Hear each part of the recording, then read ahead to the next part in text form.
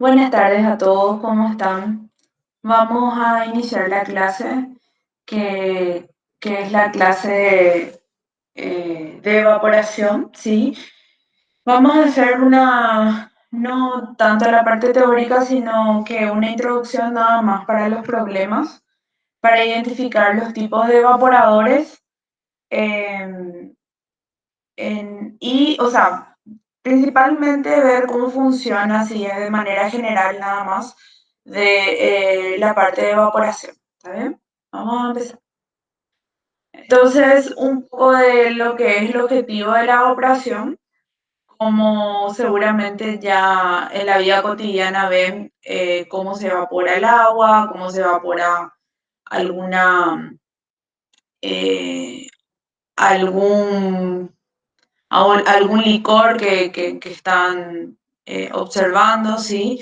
Pero en síntesis, a nivel técnico, la evaporación es una concentración de una solución consistente que tiene un soluto, por un lado, que no es volátil, o sea, que no se evapora con facilidad, ¿sí? Y un solvente que sí es volátil. El solvente normalmente suele ser el agua, ¿sí? Y gran parte de este solvente eh, se evapora justamente para obtener finalmente una solución concentrada de licor espeso, ¿sí? O sea, inicialmente tenemos una disolución diluida y como producto final de una evaporación normalmente tenemos una disolución concentrada y espesa, ¿sí?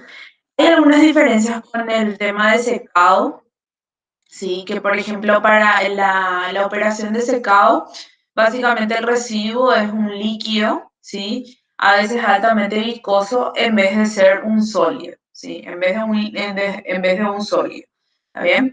La destilación, sin embargo, el vapor es generalmente un solo componente, o sea, en un solo componente, y aun cuando el vapor sea una mezcla, en la evaporación no se intenta normalmente separar el vapor en fracciones. ¿Bien? El líquido normalmente es lo que se separa en fracciones dependiendo de su punto de ebullición. Y la cristalización es otra evaporación también, otra forma de evaporar líquidos, o sea, disolventes, pero el objetivo se centra en concentrar una disolución y no, o sea, la cristalización inicial, ¿verdad? Y después no se centra inicialmente la evaporación en sí en formar cristales, ¿sí? Luego, posteriormente, a obtener una solución saturada, ahí sí ya se procede al proceso de cristalización. Algunas aplicaciones industriales particulares son, por ejemplo, uno que es conseguir una saturación de licor azucarado, que es lo más común, ¿verdad? Que básicamente es la ebullición continuada de una solución hasta la saturación, ¿sí? Em, a veces es preciso que separar justamente esos cristales para evitar alguna obstrucción en la superficie de transferencia de calor. ¿Está bien? Que ahora vamos a ver un poquito cuáles son algunas superficies. La evaporación de salmuera también, sí, en ciertas situaciones, por ejemplo, tenemos que producir sal común y esa evaporación se produce normalmente una suspensión de cristales en el líquido saturado y se recupera el agua también evaporada, ¿sí? Se condensa y también se tiene como un producto destilado, o sea, como un producto deseado.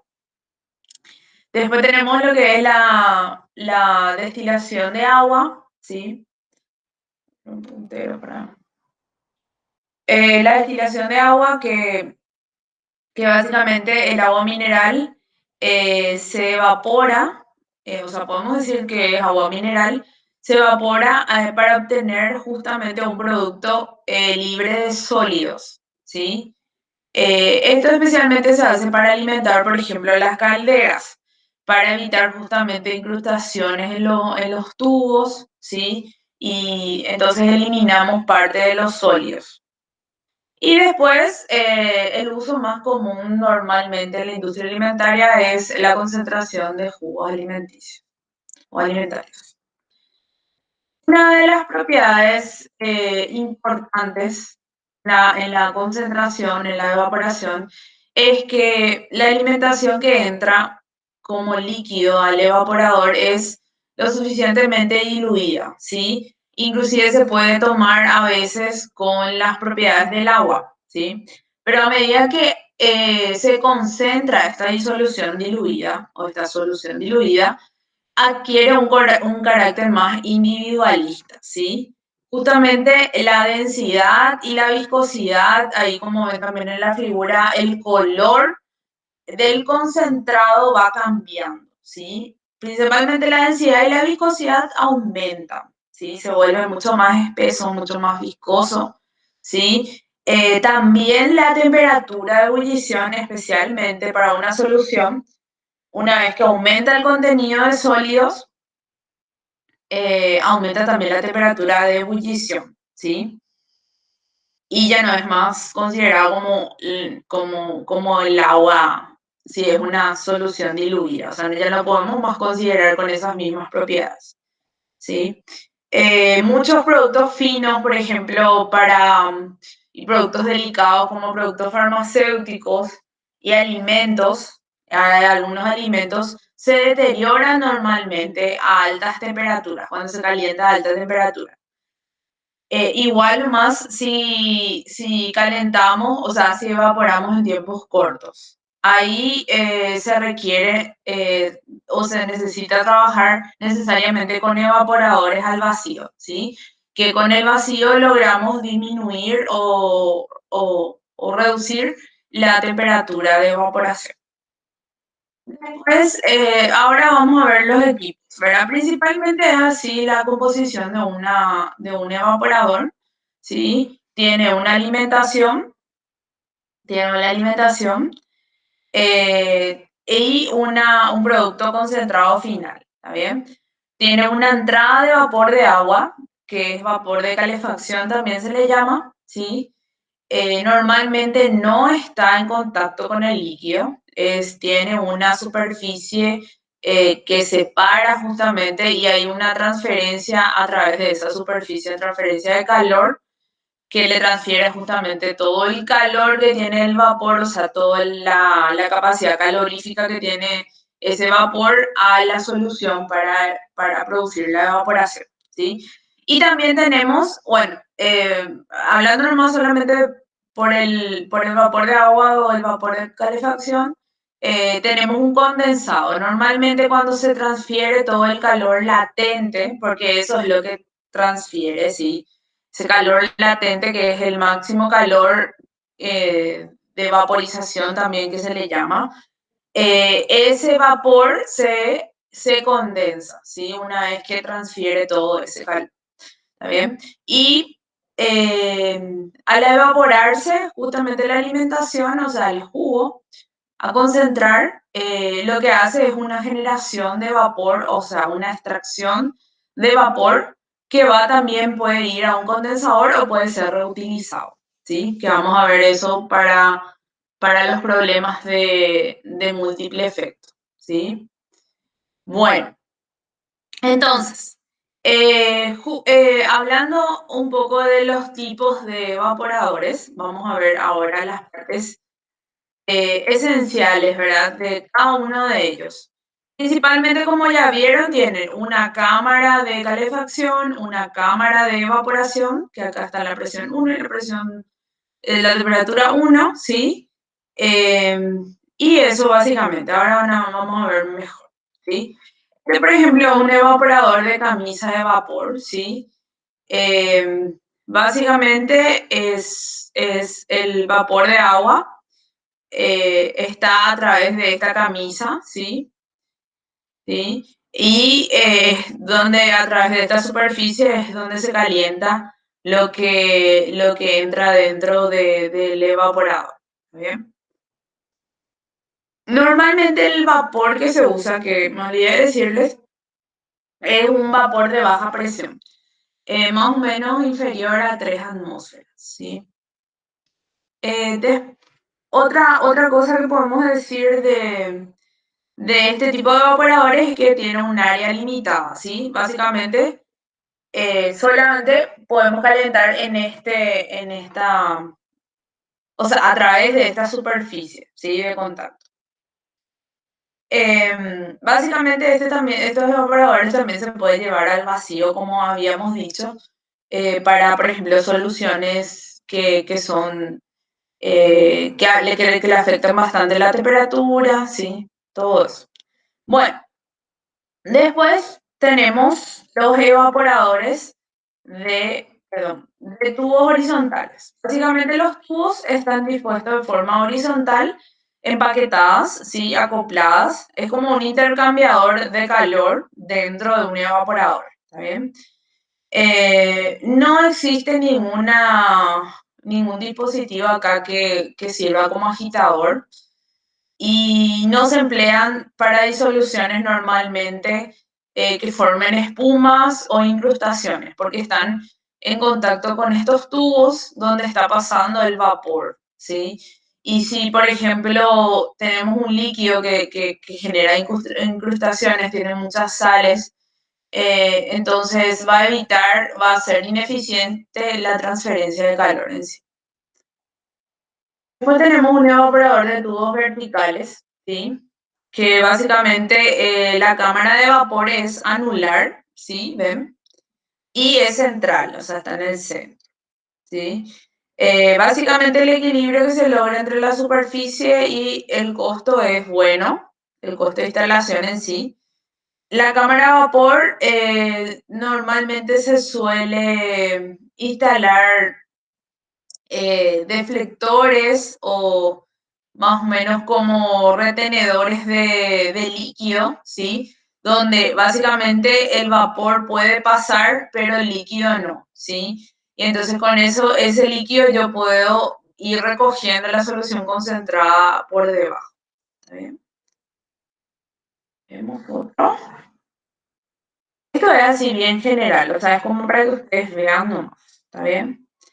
El evaporador de tubos de largo, de flujo descendente, perdón, ascendente, ¿sí? Es porque el resto de la solución básicamente parcialmente vaporizada es a través de los tubos, ¿sí? Acá se entra, o sea, por fuera de los tubos entra el vapor, ¿sí? Y por dentro de los tubos entra básicamente la solución diluida y sale eh, finalmente por la parte inferior, ¿sí? Por el fondo del calentador. Después tenemos otro que es de circulación natural, ¿sí? De flujo ascendente también, pero de circulación natural. Básicamente, la fuerza de ascensión de las burbujas arrastra todo el líquido a lo largo del tubo. ¿Vale? Y después tenemos uno que es de circulación forzada. Se usa mucho para productos de densidad muy elevada, de viscosidad alta, ¿sí? Para productos también corrosivos o con tendencia a incrustarse, ¿está bien? Eh, la circulación del líquido ya no depende tanto del vapor, o sea, de algo natural, del movimiento de vapor natural, ¿está bien? Del gradiente de temperatura en sí. Existen otros evaporadores, ¿sí? Como dijimos, que dependen mucho de las características del líquido que vamos a concentrar, ¿sí? Acá les dejo unos videos para que ustedes vean con tiempo de algunos de los evaporadores que hablamos, ¿sí? Bueno, ahora sí vamos a nuestro tema. Es solamente una introducción lo que les mostré.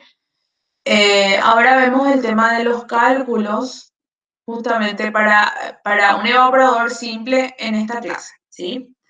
Bueno, considerando justamente el evaporador que vamos a esquematizar acá a continuación, ¿sí? Que es parecido a lo que vimos anteriormente, vemos que tenemos por un lado la alimentación, ¿sí? que tiene una fracción o una concentración másica o molar, ¿está bien?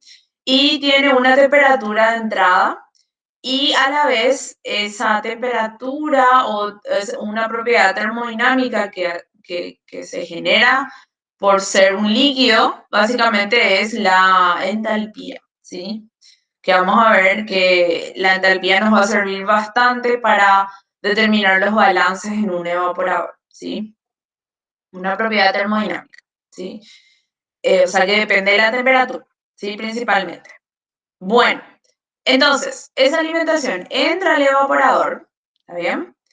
Y de esa alimentación yo separo en dos fracciones principales, ¿sí? Que es el vapor, que sale normalmente por arriba, ¿sí? Y va a un condensador o a otro sistema de evaporación. O sea, depende mucho. En este evaporador simple solamente va directamente a un condensador y se desecha, básicamente, ¿sí? O sea, ya condensa y se desecha, no reutilizamos. Es un poquito ineficaz el tema del uso del vapor, porque este vapor tiene o sea, básicamente tiene la temperatura de la cámara, ¿sí? Que es alta, ¿sí? Tiene una fracción de vapor, tiene una temperatura y tiene una entalpía correspondiente. Y por debajo normalmente lo que recogemos es el producto, ¿sí? Que tiene también una concentración, una fracción molar, una fracción másica, una temperatura y una entalpía, ¿sí? Que depende de la temperatura también. Y lo que hace el corazón de un evaporador básicamente es el vapor, normalmente es vapor saturado, ¿sí? O sobresaturado, que entra al evaporador en forma de vapor, como dijimos, a una temperatura de saturación y una entalpía de vaporización, ¿sí? O de vapor. Por eso se simboliza normalmente a la entalpía de vapor, este también tendría que estar una H mayúscula con una H mayúscula, ¿sí?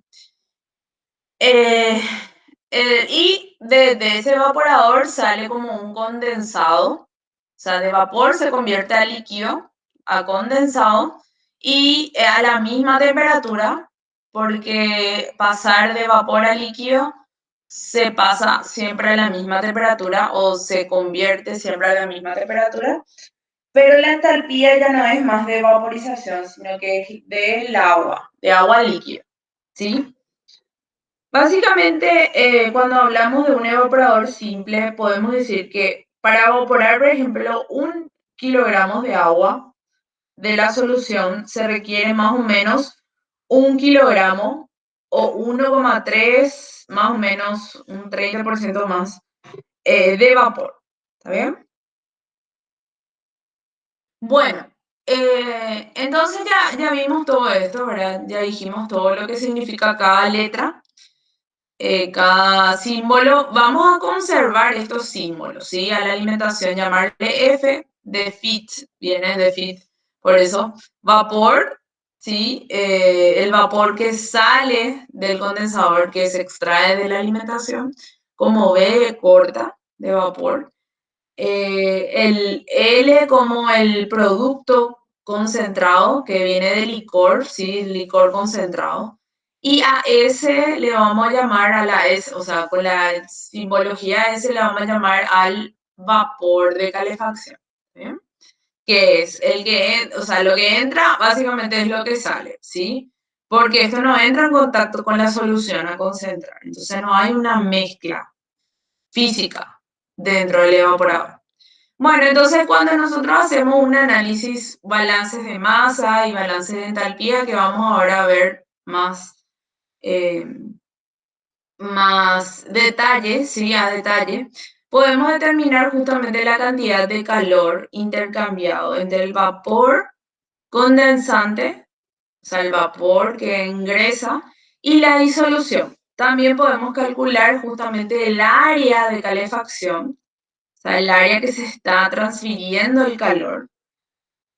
Sí conocemos el coeficiente global de transferencia de calor que normalmente se determina de manera experimental y justamente la diferencia de temperaturas, ¿sí? Vamos a ver ahora bien.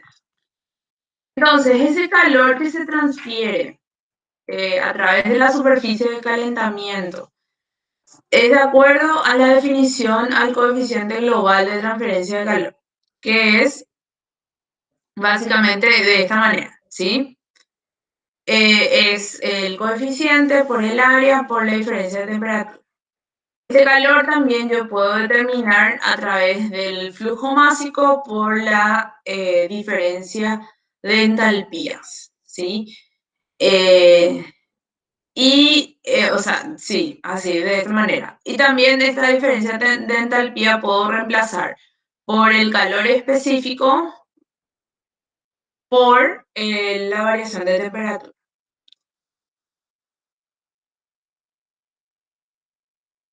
Bueno, entonces, esta es la ecuación general otra vez, que acá están las referencias, ¿sí? Ya dijimos que era el calor transferido, U es el coeficiente de transferencia global, A es el área de transferencia y delta T es la diferencia de temperatura media, ¿sí?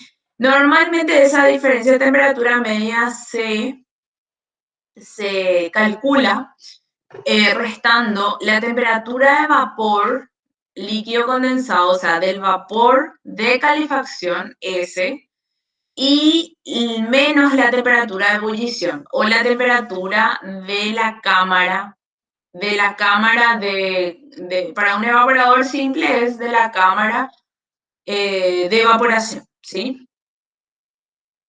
Bueno, entonces, si yo tengo, o sea, yo puedo hacer un balance entálpico básicamente para un calor de disolución despreciable, ¿sí? ¿Qué eso es? Básicamente, un ratito.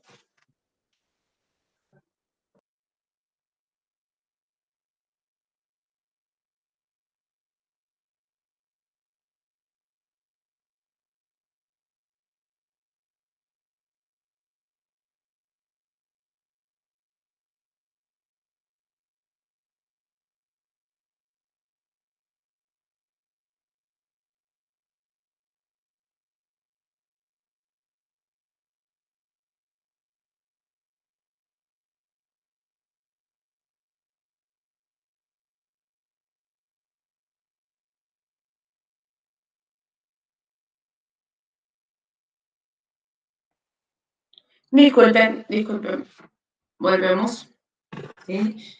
Entonces, sí, o sea, nosotros podemos considerar un balance entálpico cuando, cuando la disolución, ¿sí? Y la cristalización son despreciables, o sea, los calores de disolución y cristalización son despreciables, ¿sí? Básicamente ahí podemos tener conocimiento de calores específicos, ¿sí? Que vamos a ver en el primer problema, y podemos tomar solamente una temperatura de referencia. Normalmente se toma la temperatura de salida del producto, ¿sí? Entonces, con eso ya podemos calcular. Pero si tenemos un balance tálpico de calor y solución apreciable, básicamente para el cálculo de entalpía no varía normalmente linealmente con la concentración, y hay que determinar esas entalpías con ayuda de datos tabulados o de uso de gráficas. Y más o menos parecida a esto. Básicamente, por ejemplo, esto es para el hidróxido de sodio, que son diagramas de Durin, ¿sí? Para disoluciones acuosas de hidróxido de sodio, donde podemos en el primer gráfico determinar la temperatura de ebullición de la disolución, ¿sí? Eso es lo principal, primero. Con la temperatura de ebullición del agua, y la concentración de la disolución inicial, entonces podemos determinar la temperatura de ebullición a esa presión, ¿sí? O sea, a esa temperatura. Y a diferentes temperaturas, el siguiente gráfico es, a diferentes temperaturas podemos también determinar a través de este gráfico las entalpías de disolución, ¿sí?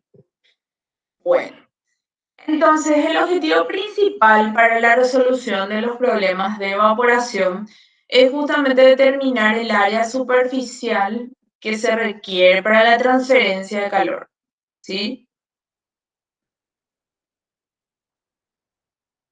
Bueno, vamos a hacer el primer ejercicio. Un ratito porque voy a poner mi pizarrón. Ah,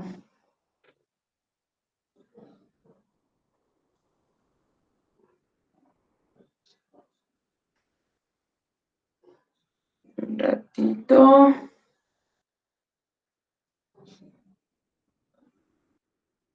Ahí está,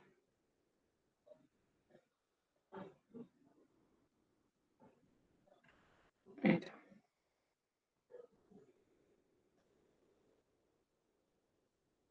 Bueno, ahí está.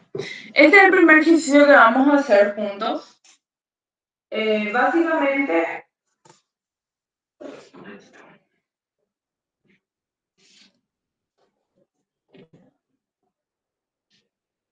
nos dice que tenemos una disolución acuosa. Vamos a usar un lápiz.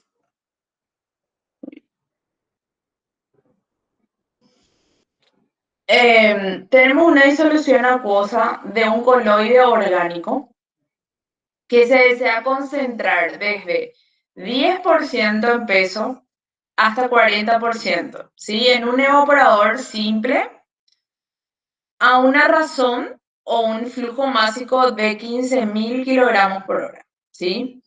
El vapor de calefacción es un agua saturada a 2 atmósferas, ¿sí? Y abandona la cámara de condensación a una temperatura de condensación. Bueno, entonces la cámara de evaporación normalmente se mantiene a una presión, perdón, de 150 milímetros de mercurio, ¿sí? Y el calor de disolución se pueden considerar el calor de disolución y las pérdidas por calor al exterior se pueden considerar despreciables, ¿sí? El coeficiente global de transferencia es de 2000 kilocal, perdón, y el calor específico de la alimentación es de 0,90 kilocal sobre kilogramos grados Celsius. La disolución que entra al evaporador es de 20 grados, ¿sí? Vamos a determinar lo que es el consumo de vapor vivo, el consumo de vapor de calefacción y la superficie de calefacción, o sea, el área. ¿Está bien? Bueno, vamos manos a la obra, ¿sí? Vamos a usar una pizarra electrónica. Bueno. Bueno, entonces, lo primero que hacemos, vamos a dibujar un evaporador, ¿sí? No soy tan buena dibujante, pero vamos a intentar. Entonces, ahí, más o menos así, ¿sí? Bueno, entonces, tenemos una entrada de la alimentación que le podemos llamar, o sea, le llamamos luego como F de feed. Tenemos una salida de vapor, ¿sí? Y tenemos una salida de líquido concentrado o de solución concentrada, ¿sí? Y por otro lado tenemos una entrada de, vamos a poner el otro color, ¿sí?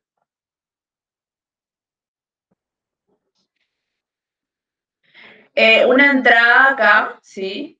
Básicamente, ¿bien? De vapor de calefacción, ¿sí? Ese mismo vapor que se transfiere acá, que hay un área de transferencia, va a salir como un condensado, ¿sí? De la misma manera, que entra, sale, ¿está bien? Entonces, vemos un poquitito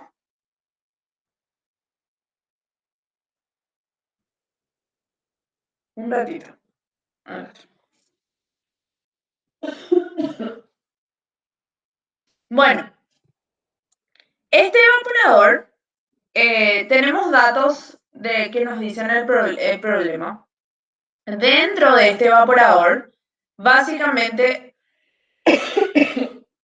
nos dice, vamos a ver otra vez el problema, que la cámara de evaporación se mantiene a una presión absoluta de 150 milímetros de mercurio. Y entonces este evaporador básicamente se mantiene, entonces podemos decir a una presión, voy a llamarle presión 1, de 150 milímetros de mercurio. ¿Está bien? Y después que tenemos otro dato, tenemos datos de la alimentación, tenemos datos del líquido, ¿sí? Del líquido concentrado. ¿Qué tenemos datos de la alimentación? Tenemos que se alimenta a 15.000 y que entra a 10% y sale a 40. Entonces, se alimenta a 15.000 kilogramos por hora a una concentración de 10%, ¿sí? Que básicamente equivale a 0,1 kilogramos de líquido, de sólido, ¿sí? Por kilogramos de solución. ¿Está bien? Eso es. Pero básicamente esto es lo que vamos a hacer. Un ratito voy a traer agua porque...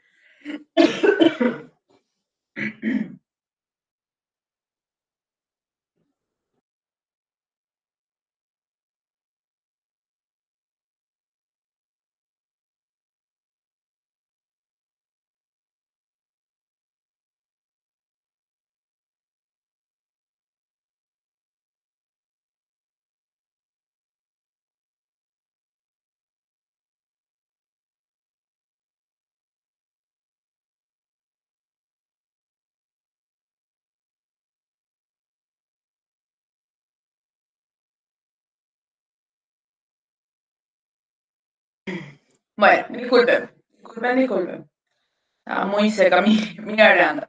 Bueno, del líquido concentrado, básicamente no tenemos el flujo que sale, pero sí tenemos la concentración, que es 40%, que equivale básicamente a 0,4, ¿sí?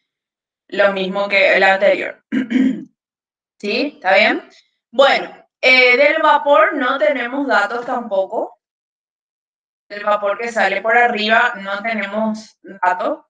Básicamente no tiene concentración de sólidos porque los sólidos se van concentrando acá abajo, ¿sí? Aquí. Y después que tenemos también, tenemos datos básicamente del vapor de calefacción, ¿sí? A ver, ¿qué eran datos que teníamos del vapor de calefacción? Es agua saturada a 2 atmósferas, ¿sí? Eso. Acá también teníamos datos de la disolución que entra a 20 grados. O sea que la temperatura F es de 20 grados. ¿Sí? Eso es otro dato. ¿Está bien? Y del vapor, la presión de vapor es de 2 atmósferas. ¿Está bien? Ese es otro dato que tenemos. A ver, otro de los datos independiente al diagrama es que tenemos el coeficiente de transferencia de calor U, que es 2000 kilocal, a ver, ya está, sobre metros cuadrado por hora, grados Celsius. Después también tenemos los calores específicos, ¿sí? Que les simbolizamos por CE, que básicamente es de 0,9 kilocal sobre kilogramos grados Celsius. ¿Está bien? ¿Y qué nos pide el problema? Nos pide saber el consumo de vapor, ¿sí? Nos pide saber, a ver, vamos a hacer en otro color, Nos pide saber esta S y nos pide también saber el área, ¿sí? El área también, de calefacción. ¿Está bien? Entonces, ¿por dónde empezamos? Básicamente necesitamos saber todos los valores. Necesitamos saber el balance, o sea, la cantidad de vapor que sale por arriba, la cantidad de líquido que sale por debajo. Después necesitamos del líquido concentrado, después necesitamos saber la cantidad, que es uno ya la cantidad de vapor que se utiliza. Y con esa cantidad de vapor nos vamos al balance de calor y determinamos el área. ¿Está bien? Entonces, lo primero que podemos hacer es justamente es determinar la temperatura de saturación, porque esto nos va a servir bastante para los problemas de entalpía y para las tablas en sí, ¿sí? Entonces, ¿cómo determinamos eso? Nos vamos a la tabla, le voy a mostrar una tabla acá, ¿sí?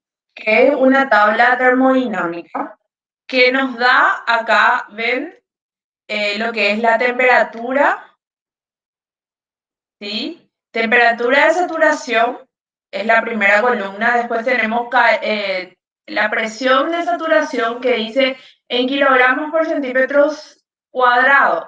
Que eso, kilogramos por centímetros cuadrados, equivale, a ver si no mal recuerdo, esperen que tengo un coquetín.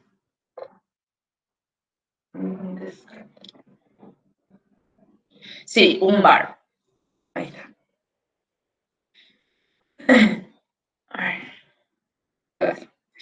Que equivale a un bar, ¿sí? Básicamente un kilogramos sobre centímetro cuadrado equivale a bar, ¿sí? Y en este caso nosotros tenemos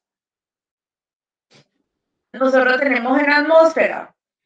Y una atmósfera normalmente es prácticamente como un bar, ¿sí? O sea, esto equivale finalmente a 2 bares, ¿sí? A 2 bares. ¿Sí? Entonces, en esta tabla, o si tenemos la temperatura de saturación, nos vamos directamente con la temperatura de saturación. Pero si no tenemos, nos vamos entonces a la columna de presión, que es lo que tenemos, ¿sí?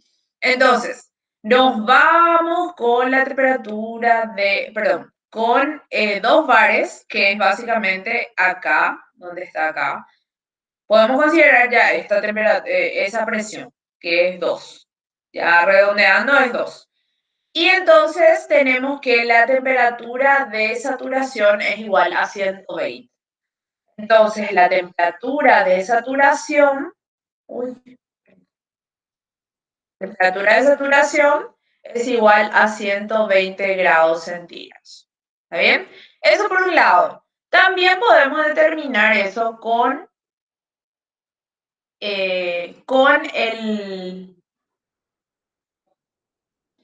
con el vapor que sale por arriba, ¿sí? Pero en este caso nosotros tenemos en milímetros de mercurio. Y les voy a dar la relación. Un bar equivale a, ¿sí? Un bar equivale, uy, Dios, no quiero nada de esto. Un bar equivale a 750 milímetros de mercurio. ¿Está bien? Y 150 milímetros de mercurio equivale a X. ¿Está bien? Así más o menos, una regla de 3, ¿sí? Entonces, básicamente la presión 1, si hacemos esa regla de 3, básicamente la presión 1 equivale a 0,2 bar. Y con este 0,2 bar yo también puedo determinar la temperatura de ese vapor. ¿sí? Si yo sé la presión, puedo determinar porque es un vapor saturado también. Entonces, nos vamos otra vez a la tabla. Mi presión es de 0,2. Entonces me voy, más o menos es este valor, ¿verdad? 0,2, ¿sí? Y podemos considerar que básicamente la temperatura de salida de vapor es de 60 grados, ¿sí? Vamos a poner otra vez, 60 grados. ¿Está bien? Esos 60 grados, ¿sí? Sabiendo que este vapor que está acá, que sale a 60 grados. También podemos decir que este líquido, ¿sí? Concentrado sale a 60 grados. O sea, la temperatura de salida del líquido también es igual a 60 grados. ¿Está bien? Eso es en el caso, ¿por qué? Porque tenemos una disolución básicamente coloidal, ¿sí? Diluida, prácticamente no tenemos sólidos, y el calor de disolución básicamente es despreciable. ¿Está bien? Entonces, por eso podemos considerar que esta temperatura de salida de vapor es igual a la temperatura de ebullición o la temperatura que sale el líquido concentrado. ¿Está bien? Entonces acá también vamos a poner que la temperatura del vapor es igual a 60 grados. Es lo mismo que está arriba, pero anoto nomás para poner en orden. ¿Bien? Acá ya básicamente tenemos todos los datos a gran rasgo, ¿verdad? A grandes rasgos. Pero ahora vamos a hacerlo más divertido, ¿sí? Ay, no, perdón.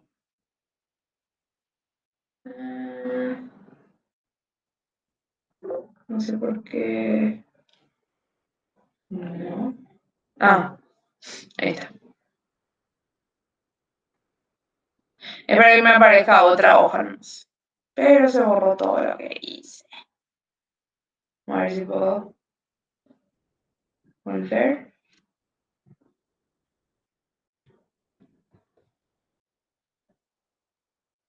Bueno, le di algo mal, pero no importa. Después ahora ya vamos a hacer directamente, ese ya tenía que haber hecho antes, pero bueno, lo olvidé. Bueno, entonces, vamos a dibujar así rápidamente nomás el evaporador, nada más, no malos datos, yo ya me recuerdo de todos los datos que anotamos. El líquido concentrado entra en la alimentación, entra también el vapor de calefacción, sale el condensado, ¿sí? Eso básicamente es un evaporador simple, ¿está bien? Bueno, ahora lo que vamos a hacer es, lo siguiente que vamos a hacer es un balance. Lo más fácil es primero hacer un balance de sólidos, ¿sí? De sólidos. Entonces, al hacer un balance de sólidos, solamente tenemos que considerar las corrientes de sólidos, ¿sí? Que es básicamente la de entrada y la de concentrado, ¿sí? Entonces, tenemos una cantidad de sólidos, o sea, la masa de sólidos que entra de entrada, ¿sí? Es igual a la masa de sólidos que sale, ¿está bien? Entonces, ¿a qué es igual la masa de sólido que entra? Es igual a la alimentación, ¿sí? A la cantidad de solución por la fracción másica de la alimentación. ¿Qué quiere decir esto? Que yo tengo 1 kilogramo que está entrando, ¿verdad? Por hora. Y tengo una fracción másica que se acuerdan que era kilogramos de sólido sobre kilogramos total o de solución, ¿sí? Este kilogramo se va con este kilogramo y básicamente yo tengo los kilogramos de sólido que entran por hora, ¿sí? En la entrada. Y lo mismo yo puedo tener en la salida, que es la cantidad de líquido que sale por la fracción másica del licor, ¿sí? Entonces, voy a borrar esta parte para que se entienda el proceso, ¿sí? Bueno, entonces, acá al reemplazar, nosotros sabemos que esto es 15.000, esto sabemos que es 0,1, ¿sí? Esto no sabemos, justamente vamos a determinar, y acá la concentración final es igual a 0,4, si no mal recuerdo, sí, 0,4. Entonces despejamos la incógnita y básicamente va a quedar L igual a 15.000 por 0,1 dividido 0,4. ¿Está bien? Y L finalmente me va a salir, si ustedes hacen los cálculos, me va a salir 3.750 kilogramos por hora. ¿Está bien? Y ese es el resultado, el primer resultado. Entonces ya tenemos este valor. Genial. ¿Sí? Ahora,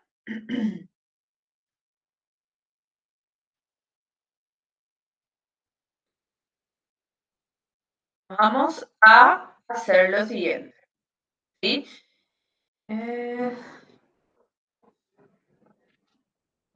Bueno, ahora vamos a determinar, vamos a hacer un balance general. ¿Sí? Primero hicimos un balance de sólidos. Un balance general básicamente es sumar todas las entradas, sumatoria de todas las entradas, ¿sí?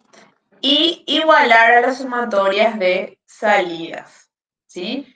Todo lo que entra tiene que salir a nivel másico, ¿sí? A nivel de masa. Nada, la masa no se destruye ni se crea. Entonces, todo lo que entra tiene que salir, ¿sí? A no ser de que sea una reacción química. En este caso no tenemos ninguna reacción química. Así que en eso solamente va a hacer una diferencia.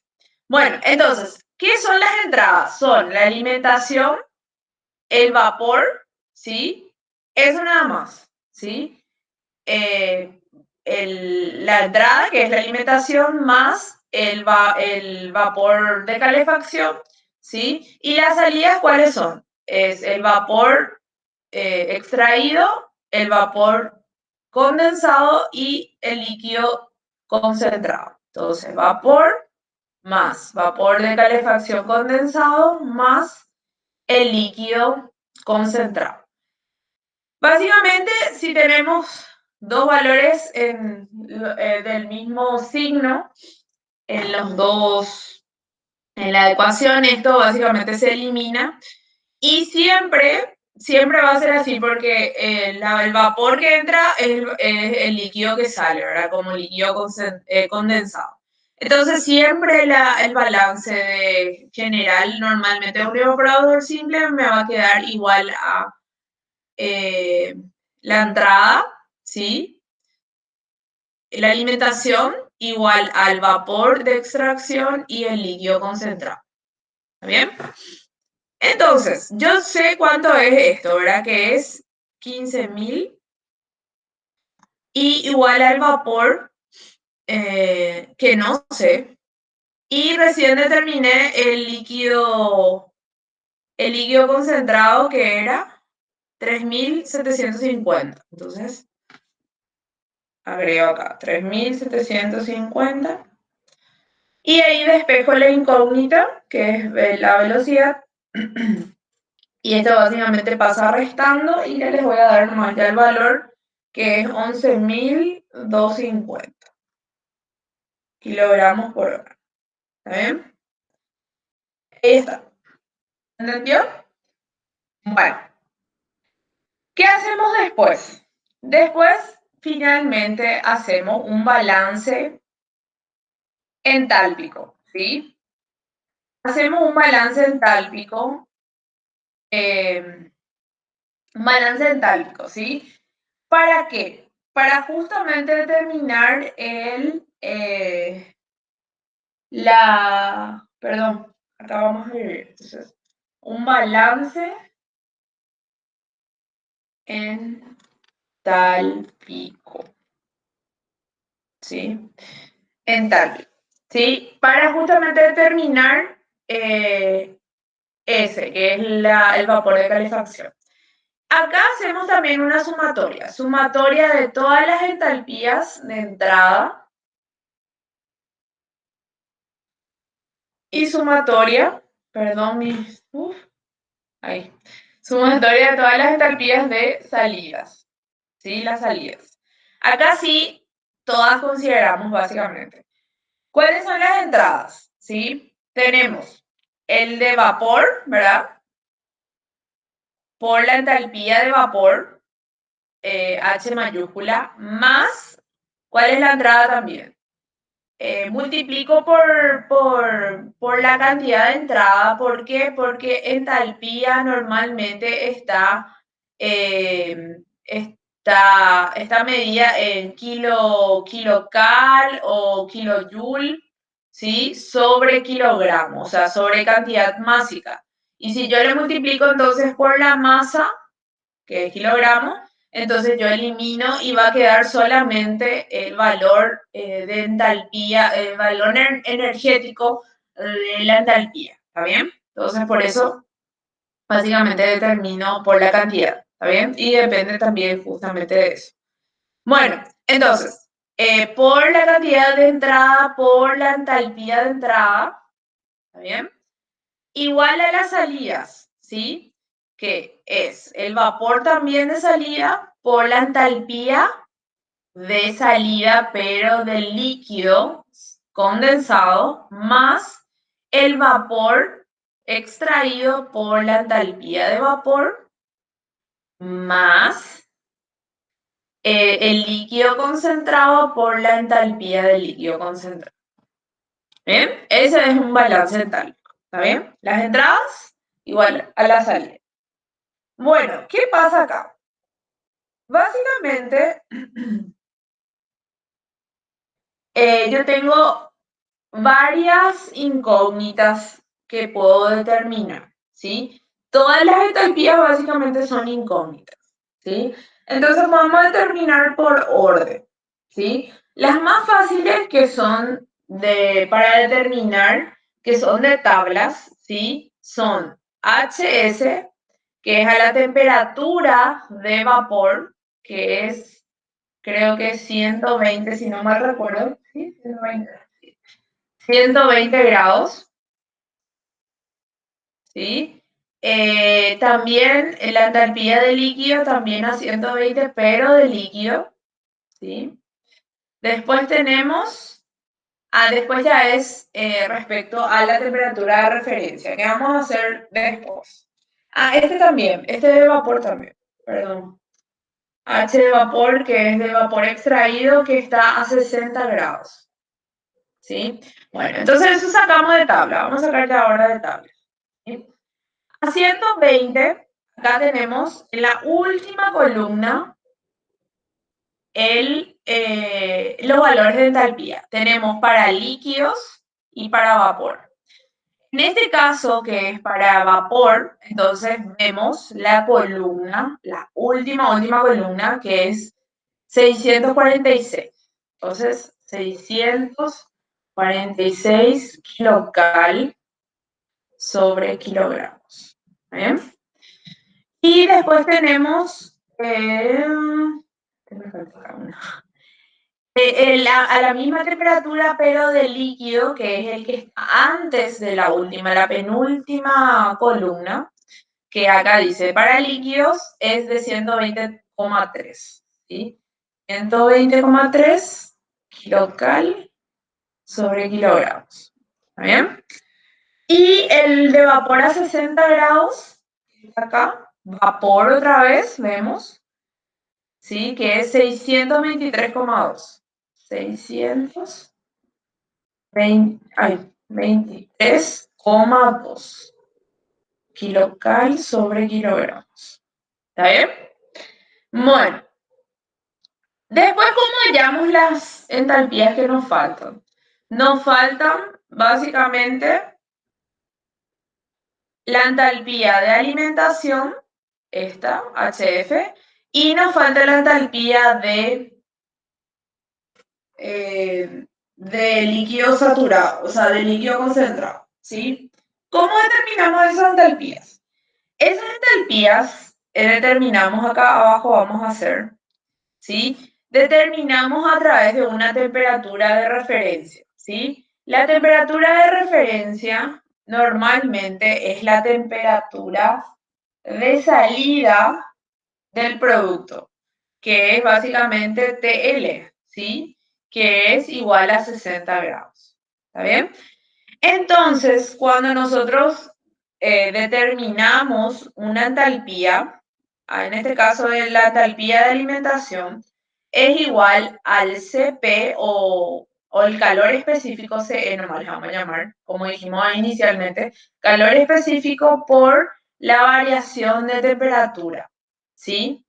Que básicamente esa variación de temperatura, o sea, CE por la variación de temperatura va a ser la temperatura de alimentación, o sea, la temperatura de alimentación menos la temperatura de referencia. ¿Sí? Y eso entonces básicamente va a quedar igual a HF, entonces va a quedar igual a este calor específico, ¿se acuerdan que era 0,9? Sí, 0,9 por la temperatura de entrada era de 20 grados menos 60, ¿sí? Entonces, HF queda igual a, me sale aproximadamente menos, hay que usar el negativo, 36,1 kilogramos, perdón, kilocal sobre kilogramo. ¿Está bien?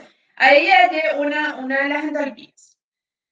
Para hallar la otra entalpía, se van a dar cuenta que si yo hago también el mismo procedimiento, CE por temperatura L menos temperatura de referencia, esta temperatura L que es 60 y la temperatura de referencia es 60, me sale básicamente que esto es 0, ¿sí? 60 menos 60 es 0. Y entonces declaramos que HL es igual a 0, ¿bien? Dependiendo de la referencia, ¿sí? Entonces acá este también, este ya tenemos el valor.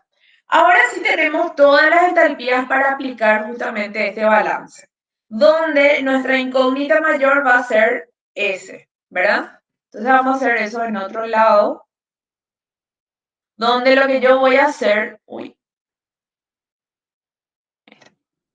donde lo que yo voy a hacer es despejar la S, ¿sí?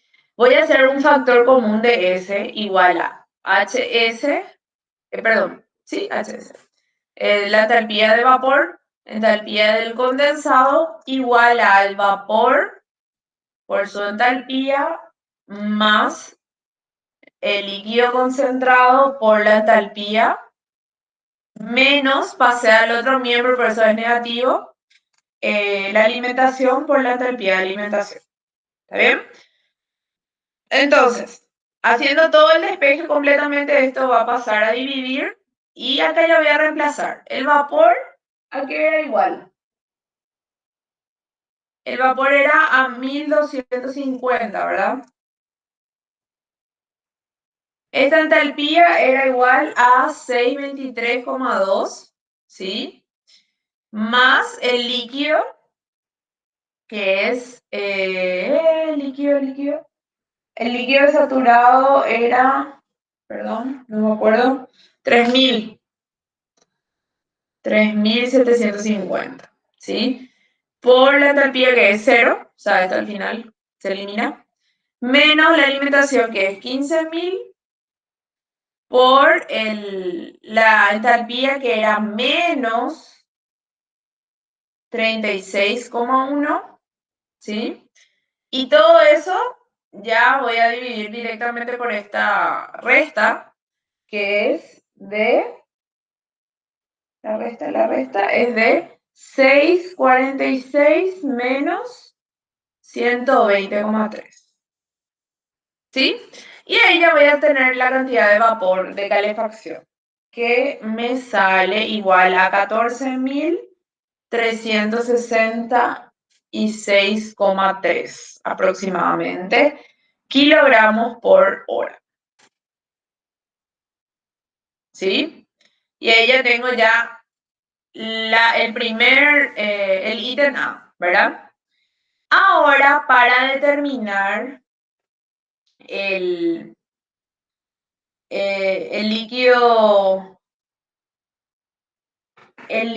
perdón, el área, ¿sí? Sabemos que por definición el calor es igual al coeficiente por el área por delta T, ¿sí? ¿Se acuerdan de eso? Este calor también es igual a el calor que transfiere el vapor. ¿Y a qué es igual el calor que transfiere el vapor? Es igual a la cantidad de calor por la entalpía, perdón, por el calor de vaporización, ¿sí? ¿Sí? Y esto es igual a U por A por delta T, ¿sí? Este calor de vaporización es básicamente la diferencia de sus entalpías, que es HS menos HS, que recién determinamos, ¿sí? O sea, H del vapor menos H del condensado. Por U, por el área, ¿y a qué era igual esta temperatura? Variación de temperatura. Era la temperatura de saturación, o sea, de condensación del vapor de calefacción, menos la temperatura 1, que es la temperatura de ebullición, ¿sí? ¿Sí? Este era 120, ¿se acuerdan? Y este era 60. ¿Bien? Bueno, ahora vamos a reemplazar bien. ¿Qué es lo que queremos determinar? El área, ¿verdad? Vamos a despejar entonces el área. Uy, que vamos a reemplazar ya por sus valores. Entonces, el área me va a quedar igual a S, perdón, ya iba a reemplazar. S es igual a 14.366,3, ¿sí? Sí, está bien. Por esa variación que era de 646 menos 120,3, ¿sí? ¿Se acuerdan? Dividido, el coeficiente era 2000, ¿sí? Y la temperatura era de 120 menos 60. Tengan en cuenta mucho el tema de, yo por ejemplo que ya sé, ¿verdad? Ya sé todas las unidades de medida. Básicamente esto está en kilogramos por hora, esto está en kilocal por kilogramos, entonces esto se va a kilogramos, se va acá y queda kilocal sobre hora, ¿sí? ¿Y esto en qué unidad de medida estaba? Vamos a verificar, ¿sí? Sí. Uy, perdón. Esto estaba en kilocal, perdón, kilocal sobre metros cuadrados por hora por grado Celsius, ¿sí? Y esto está en grados Celsius. Como es una diferencia, es igual, ¿verdad? Esto se elimina acá, ¿sí? Kilocal se elimina con kilocal, que está arriba. Y el área, perdón, en las horas también se elimina y básicamente va a quedar solamente por metro cuadrado. ¿Está bien? Entonces ahí sí. Pero en el caso, por ejemplo, que acá yo tenía en kilojoule, no va a suceder tanto, ¿verdad? Pero ya acá en kilocal o este kilojoule tengo que convertir en las mismas unidades de medida. ¿Está bien? Entonces eso hay que tener en cuenta para el examen o para otros ejercicios. Bueno, entonces este resultado básicamente del área sale igual a 63,3 metros cuadrados. ¿Está bien? Ahí está. ¿Sí? Y ahí ya resolvimos este primer ejercicio. El segundo ejercicio es bien largo y yo les quiero mostrar con tiempo. Entonces, la próxima clase vamos a dejar este ejercicio para desarrollar juntos, ¿sí? Y es bien largo y eh, no les quiero, no les quiero saturar con información ahora, ¿sí? Porque es muy importante, ¿sí? Entonces, dejamos hasta aquí la clase.